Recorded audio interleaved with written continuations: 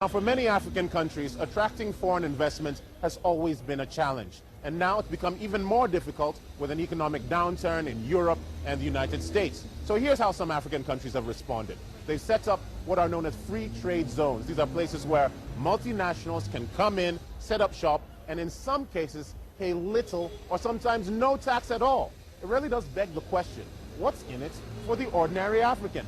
Mark Edo has been checking up on that in Nigeria, Africa's most populous nation. In Lagos, they hope this will be the road to economic success. The Lekki Free Trade Zone is being carved out of thousands of hectares of untamed land near the coast of Nigeria's commercial capital.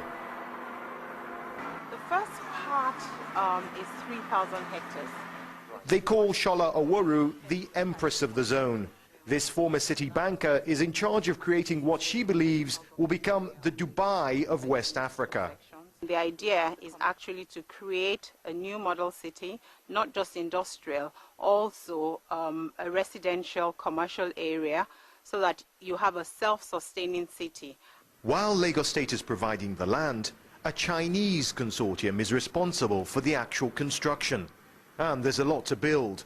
The zone will have its own international airport, deep sea port, and its own water, power and sewage systems. The idea is to have the zone as a catalyst for economic development in Lagos State, diversify the economy. We would want to attract foreign direct investments into Lagos State.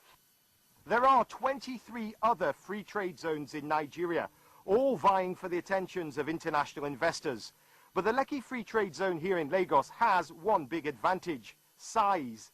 At 16,500 hectares, it could become the biggest in Africa, 4 times the size of Manhattan in New York. Foreign companies are promised 100% ownership of their investments, and they'll be free to bring their workers in and take their profits out.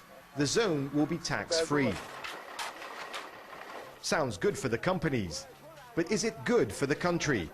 The governor of Lagos State, Babatunde Fashola, says yes. Every time we import goods, we invariably, without knowing it, export jobs, because we keep those industries offshore, away from our economy, busy. And we can win by that by keeping the jobs here on our land. There's a race to build free trade zones across the continent. One economist says it's because African countries realize they must open up their markets quickly. The truth is that the nation as a whole and the markets as a whole have come to accept that they must move in the direction of free trade. Because one, it opens up their markets, so investment flows come in. Two, it makes their domestic industries more competitive. That's the hope for the Lekki Free Trade Zone. But back at the zone, Shola Oworu can't dwell on what might be. She's got a new model city to build. Mark Edo, Africa Business Report, Lagos, Nigeria. That ends part 1 of Africa Business Report. Stay